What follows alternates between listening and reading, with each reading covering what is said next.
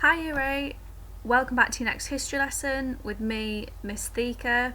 Before I talk to you about the topics that we're going to be looking at over the next couple of weeks, and before I give you today's title, the first thing that I want you to do is, on your piece of paper that you've got in front of you, I would like you to bullet point as many key historical figures that you can, the first that come to your head. And I want you to get your phone or get a clock, and I want you to put 1 minute timer on and then stop as soon as that 1 minute is over. So without overthinking this or trying to make it too complicated, 1 minute, name as many key historical figures or people that you can think of. Okay, so pause me now and go.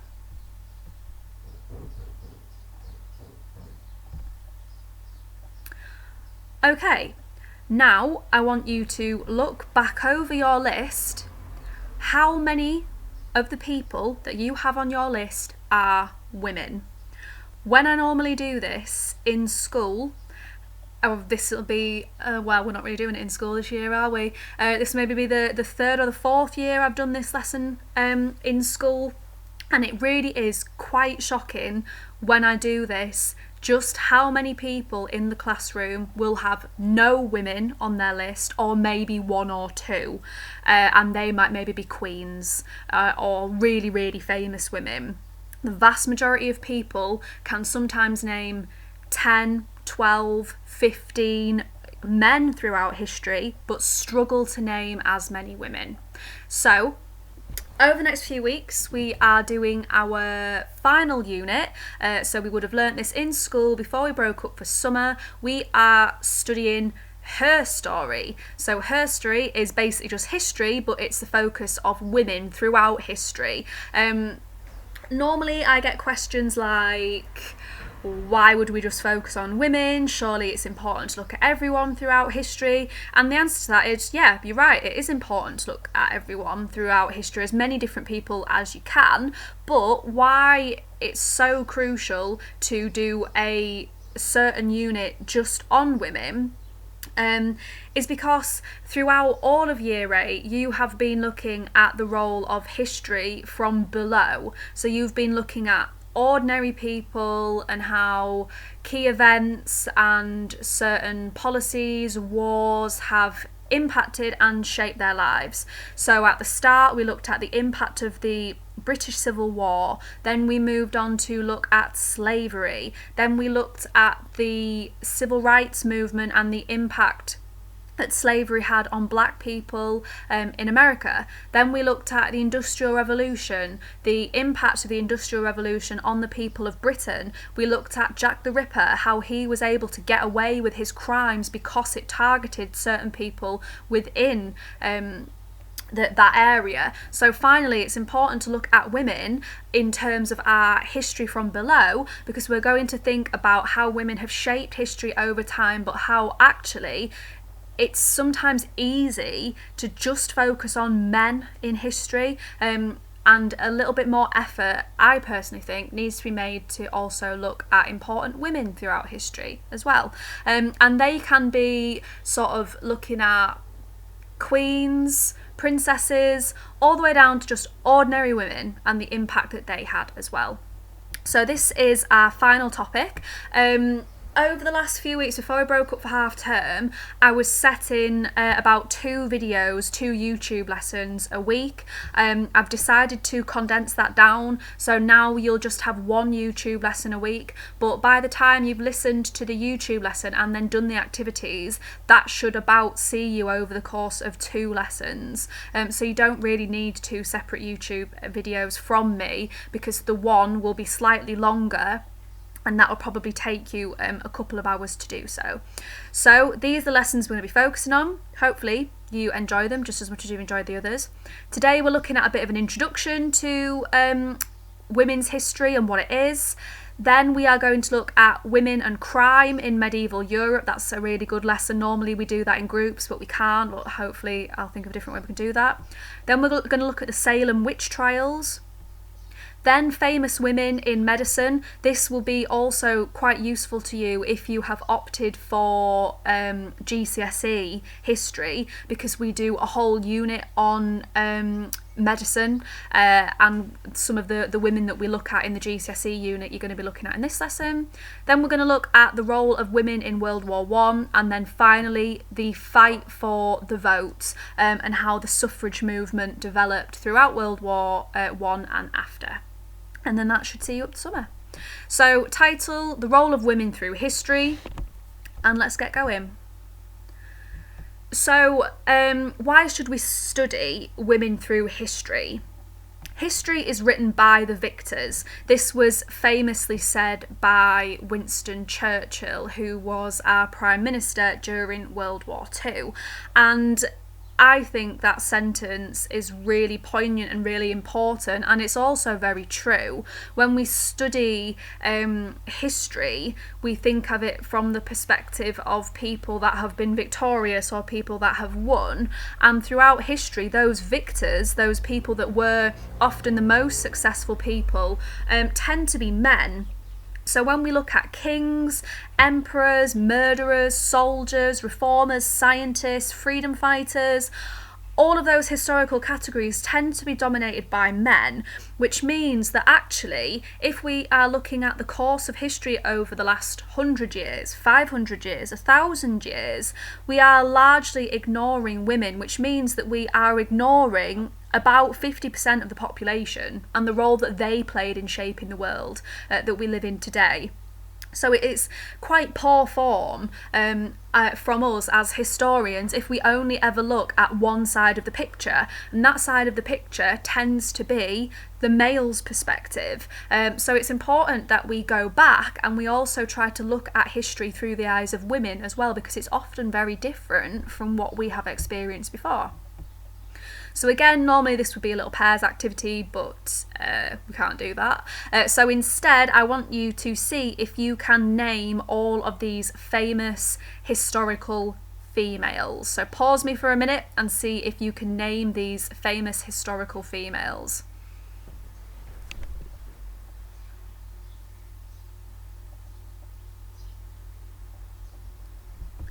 Okay, when I've done this in the past, people tend to know the top three better than the bottom three. So we'll start with the top. This is Queen Elizabeth I. She was one of our longest reigning female monarchs and arguably one of the most successful. She was the daughter of Henry VIII. Wasn't supposed to become queen, but ended up through chance events becoming queen. Ruled for an awful long time. People tend to know her. Next one, Queen Victoria. A lot of people tend to get her by looking at the picture. There's been quite a successful ITV series about Queen Victoria that's been on in the last year or so that people tend to know. Again, one of our longest ruling monarchs. She was female. This one's interesting because when I normally put this one on the board, students normally put their hand up in the air and say, well, I know who he is, but I don't know who she is. And that actually speaks volumes. The guy in the back, a lot of students tend to know him as Martin Luther King. Martin Luther King was one of the most important activists in fighting for black rights in America, really poignant right now if you've been watching the news and you've seen everything that's been going on, not just in America but in other countries as well, to do with the treatment of black people and the appalling death by police brutality in America literally within the last couple of days. But some people also recognise her. She worked closely with Martin Luther King. Her name is Rosa Parks. Rosa Parks was a really important female figure of the fight for black rights in America, because she refused to give up her seat on a bus for a black man. So in certain states in America, if you were black, you had to sit in certain parts of the bus, and if there wasn't any empty seats, black people were expected to stand and give their seat to white people. She refused to do that. She was arrested, and then she played a key role along with Martin Luther King and many other groups in fighting for black rights in America. Bottom 3, people tend to struggle with these. Florence Nightingale, we will be spending a little bit of time looking at her in our lesson about women, famous women in medicine. Florence Nightingale was also known as the Lady with the Lamp. Sometimes students have studied her a little bit in primary school. She was really important for improving conditions in hospitals for soldiers who had fought in the Crimean War. She had a big insistence on things being clean and things being fresh air, changing bandages, that sort of thing, and she completely revolutionised nursing. Next one, in a similar sort of category to Florence Nightingale, this is Marie Curie. Students that I've done in the past really struggle to identify who she is, but when I say the name Marie Curie, it tends to ring a bell. Marie Curie was so important in discovering different technologies to do with scans and radiography, and she worked with a team of different scientists to scan for different cancers, and she actually ended up giving herself cancer by experimenting with so many different techniques that massively shape our medical service today to allow us to diagnose cancers using radiography and different techniques like that. And last one, again, this tends to be a woman that students struggle to identify. This is Margaret Thatcher. Margaret Thatcher was our first female Prime Minister. She was the head of the Conservative Party when she was our Prime Minister. Bit of a controversial figure. Some people see her as being a leading force for female activists, and because she was the first female Prime Minister of our country, some people have claimed that paved the way for other female members of Parliament, but other people also claim that she didn't actually do much for the female cause, and she was quite a controversial Prime Minister in terms of leading the closing of the mines, which led to several strikes within our countries as well. So hopefully that's given you a bit of an idea as to why it's important to study famous historical females, because actually these are 6 of some of the most famous females from within our country and elsewhere, but I bet not many of you were able to name all 6. If you did name all 6, very well done, but normally when I teach this, in fact I don't think I've ever had anyone that's been able to name all 6. Okay, so this seems like a lot of information because this is how I would normally do it, but we can't really do it this way. So I'm going to set it out slightly different. Normally I would give you paper that you could cut and stick and move around, but we're not able to do that. So instead, I would like you to get a big blank piece of paper, or if you're using lined paper, that's fine. Maybe turn it on its side. Either way, you're going to need a full page, and then I would like you to split it into 3 sections for me, please. So we're going to be looking at the role of women throughout time and thinking about how it's changed and developed over time, or has it really changed, or has a lot of it stayed the same. So the first category that you need is women in ancient times, and that is categorising ancient Greek or ancient Roman periods. So write that as your first heading. The second heading needs to be women in the Middle Ages, so this is the medieval period, so that is the 13th, the 14th or the 15th century. And finally, women in modern times. So this is around about the 20th century. This is focusing on times of World War I and after. So split your page into 3 and write those 3 headings at the top for me, please. What I'm going to do is, I'm going to leave this on for a second whilst you're getting this down. I'm going to put on the screen 9 different pieces of information, and I want you to categorise them. So there should be 3 to go in each block. You're going to decide, is that information talking about the role of women from ancient times, women in medieval times, or women in modern times, and then write the information underneath the correct heading. If you're not feeling confident, maybe do it in pencil, but then I will go through the answers afterwards. So if you're not quite done, pause me for a second, then I'll get the information up, I'll read it through, and then you can categorise it.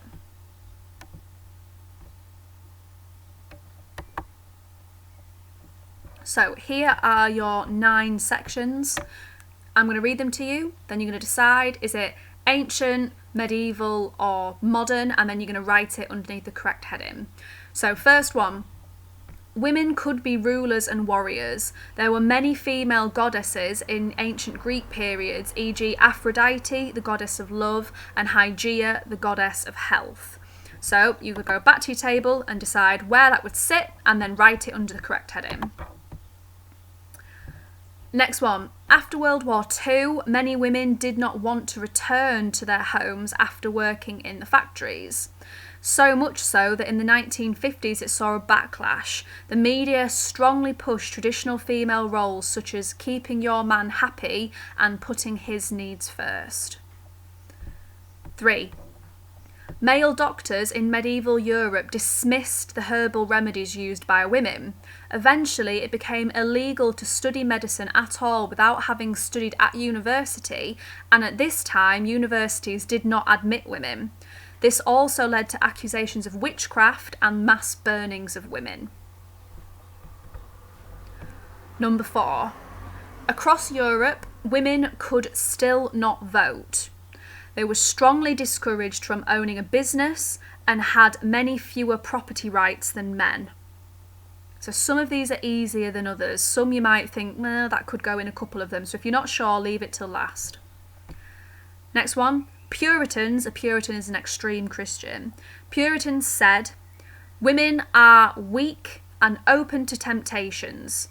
Women's hair should be covered as it was the work of the devil. Next one.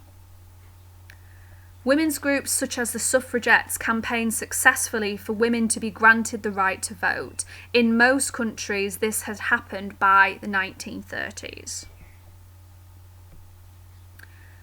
In the British Isles, women fought as warriors alongside their men. What they may have lacked in physical strength, they are said to have made up for in their fierceness of their attacks, e.g. Boudicca against the Romans. Last 2. It was the Christian Church who blamed Eve for the downfall of humanity, and therefore all women everywhere. Ideas like this spread rapidly in the medieval period. And last one. Women had a role defined by staying at home and staying out of politics. The Greeks may have invented democracy, but they didn't give women the vote.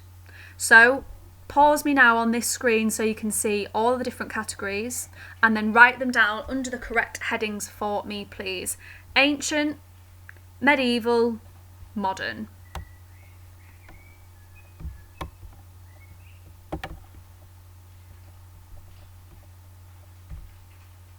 Okay, so, sorry, I know it's a bit squished, but I couldn't make it any bigger.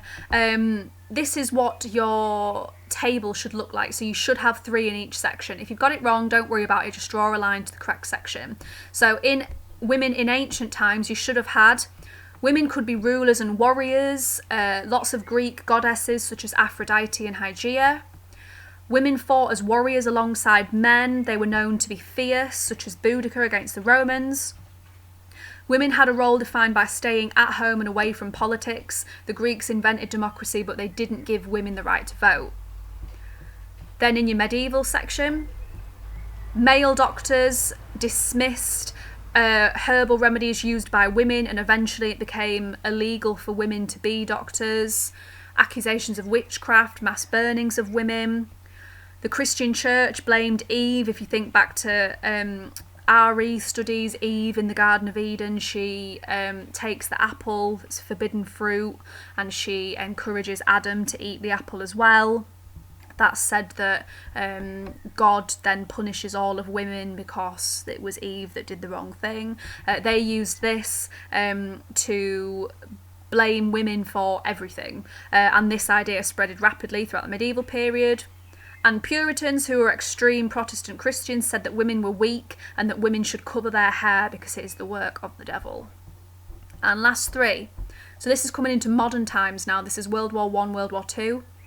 After World War II, many women did not want to return to their homes because they'd had freedom to work in factories, so much so that in the 1950s we had a big backlash. The media and the government were worried that women didn't want to stay at home anymore and wanted to work. They tried to push women back into the home, such as media campaigns called Keep Your Man Happy and Putting His Needs First.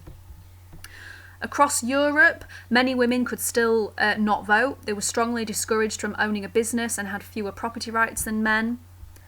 And finally, women's groups such as suffragettes campaigned successfully for women to be granted the right to vote, which then started to happen across most countries throughout the world in the 1930s. So last thing that we're going to do is, and I hope this has worked, I've got slightly technical today and I've managed to embed a YouTube video into my PowerPoint, so fingers crossed that it'll work. We're going to watch this short clip. This talks about gender roles, equality, and the pay gap. So if you've ever seen any of this on the news, or if you've ever heard anyone talking about gender roles, equality, and the pay gap, what it actually means, when we talk about gender roles, that means that some people have an idea that certain jobs are okay for men but not okay for women, and also vice versa, that there are some jobs that men shouldn't do because they are meant for women. Things like traditionally a stay-at-home housewife, it's generally tended to be more accepted that when a woman has a baby, it should be her that has a lot of time off work and that the man should go back to work quite quickly. That would be a gendered sort of stereotype. If we're talking about equality in the pay gap, that means that statistically, over time, generally women tend to earn less than men for many different reasons. Although the gap is closing as different companies and different governments try to make the workforce more equal than what it used to be, there is still a pay gap now for many different reasons. So we're going to watch this clip, and then what I want you to do is I want you to bullet point what does this clip tell us about gender roles, equality, and the pay gap. So let's see if I can actually get this to work. I hope I can. She says.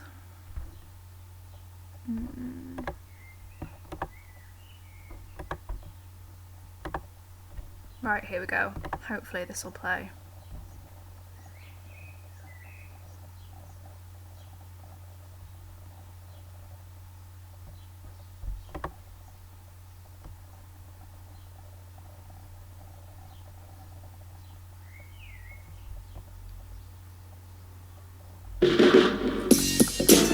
According to equal pay activists, the difference in men's and women's salaries means women in the UK are effectively working for free. Ah, no! What happened? Oh, I'm so useless at stuff like this. Right, let's try again. If not, I'll just send you the link via email. Right, one more time.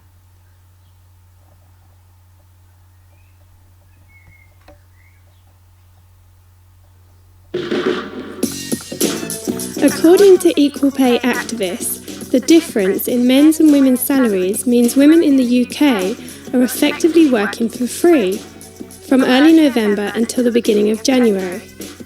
The UK's gender pay gap for full-time workers stands at nearly 9.4%, figures from the ONS show. That gap has narrowed slightly over the past year, but disparities in earnings for women continue, and many professional women feel strongly about it. The gender pay gap isn't just about women getting what it is that they're rightfully entitled to. It's about also educating employers about how they can ensure that they are treating all their employees fairly. I think that men are much more willing to fight their corner when it comes to pay and actually kind of challenge the status quo. The pay imbalance exists worldwide. And since October, when Microsoft Chief Executive Satya Nadella backtracked on his suggestion that women rely on good karma to get a pay rise, debate has escalated about why the pay gap matters and what needs to be done. Well, the pay gap matters because diversity delivers results, and as long as women are not represented in senior roles and are paid less than men when they are, organizations will not be delivering the best results they could. And all the studies show that. Well, there are really two things that I think companies need to do. One is set a target, right? Because that's how we get things done in business, right? So if you want to move the needle on the number of women you have in senior positions, you have to know how many you have now and how many more you want to have 2 years from now.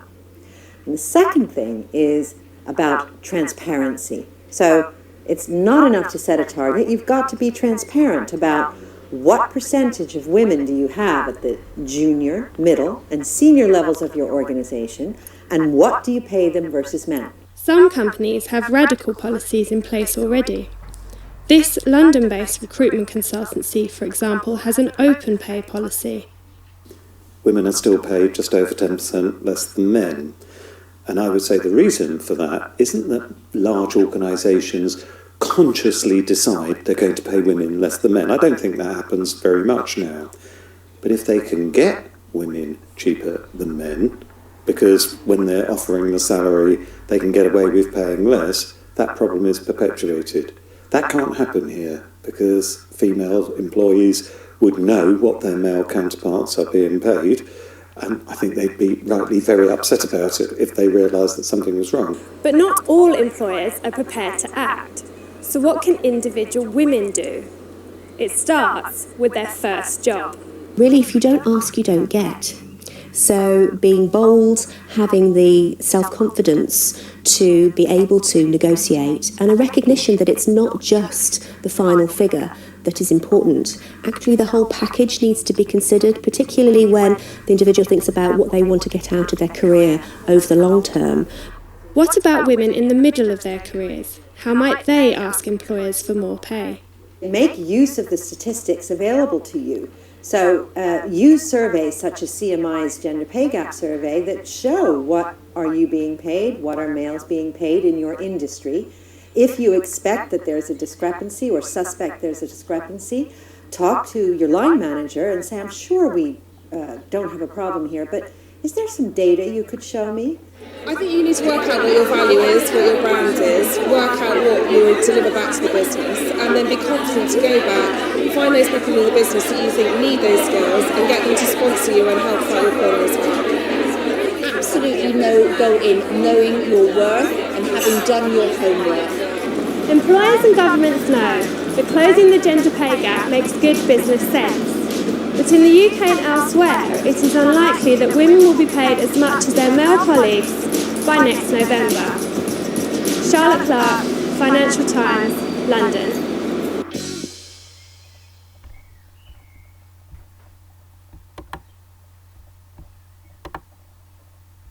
Okay, so some quite interesting points there. Hopefully you were able to see it and hear the clip clearly. If not, let me know and I can email you the link out. So the last thing I want you to do, and then that's it from me.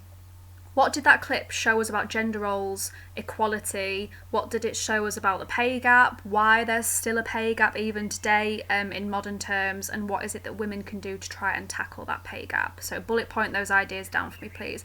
And that is it from me. Thank you for joining in, and I will speak to you again next week. Bye.